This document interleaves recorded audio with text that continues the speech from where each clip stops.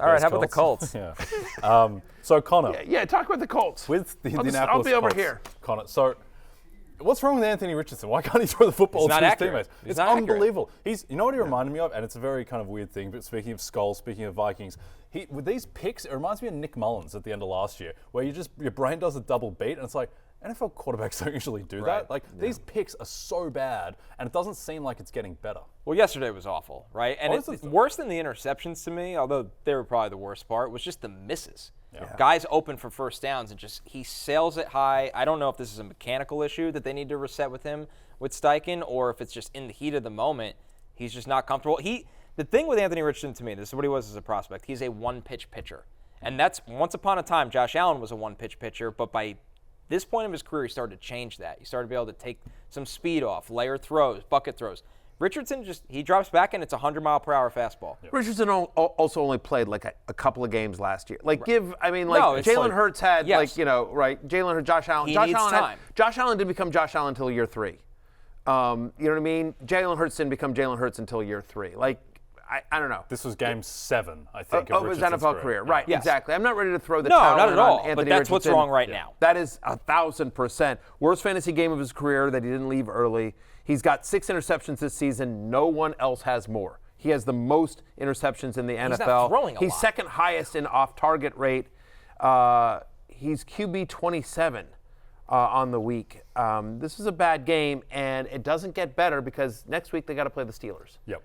I think now we're going to see, my prediction would be we're going to see a reorientation of this offense where it is just the Jonathan Taylor show. And Taylor looked awesome in this game against, by the way, a really good rushing defense in Chicago that completely shut down the Texans after the Texans lit up the Colts in week 1. So Taylor looked like, 2021 JT. Yep. Look, this looked like that guy. I'm not sure how much, if Richardson's going to struggle as a passer, whether the box is just going to be loaded, though Richardson's threat as a runner should mitigate that. But, do you think there's anything obvious, any low-hanging fruit, Connor, for them to be able to fix this offense and put Richardson in better situations to succeed? I think they're trying to do that right now. The one thing I would say they need to do more of is more designed runs. And I think they're afraid of him getting hurt again, so they've kind of, and yes, he had 8 carries, but I'm talking about actual designed runs that make them respect that element of the offense, and maybe it opens up something in the pass game. But if you're not accurate, you're not accurate. And one of the reasons why Michael Pittman was on the hate list this week, and I don't know that you can use him, is the issue with Pittman is he's always been a volume guy. He's never been a big touchdown scorer. And the argument for Michael Pittman is, well, he's got this high floor because he's going to get a ton of volume. But they're not throwing that much, and when they're throwing, they're not particularly accurate. And now, by the way, Josh Downs came back, and they've got A.D. Mitchell there, and Alec Pierce is still a thing. And so, honestly, Michael Pittman, under 40 receiving yards in all 3 games this season, 5th straight game with single-digit fantasy points if you date back to last season. You cannot start Michael Pittman, until further notice. And that's a guy that most people drafted as their wide receiver, too, this year. On the Bears side of things, Caleb Williams has the big day statistically. It wasn't pretty for the Bears offense in an actual NFL format, but he does have 363 yards, 2 touchdowns. Roma Dunze benefits from that, Matthew, with 112 yards and a touchdown when they were dealing with some injuries this week.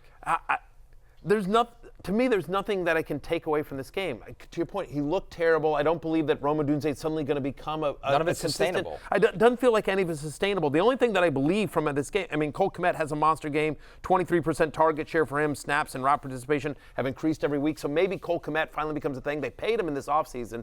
And Shane Waldron, who loves Gerald Everett I love my daughters, but still at some point you got to win a football game, right? And Cole Kmet's their most talented tight end by a long shot. So maybe this starts something, but the only thing that I took away from this game that I feel confident in is that you can't use any running back here. DeAndre Swift plays 52% of the snaps. He's averaging under 2 yards per carry, 1.8. Again, even with a 3-inch football, if he fell down in front, by the way, he'd still gain more yardage than what he's doing right now. 37 rushes for just 68 yards this season. So through 3 weeks, he's the running back 41. In fantasy football. They started to get Roshan Johnson more involved in here. I think you'll see more Khalil Herbert. The whole thing's a disaster, to be perfectly honest, and I just don't think you can count on the junk time. That's what came up, by the way. They're home to the Rams this week, so maybe he's a streaming option because the Rams defense is, suspect, but it just, I don't know, didn't look good.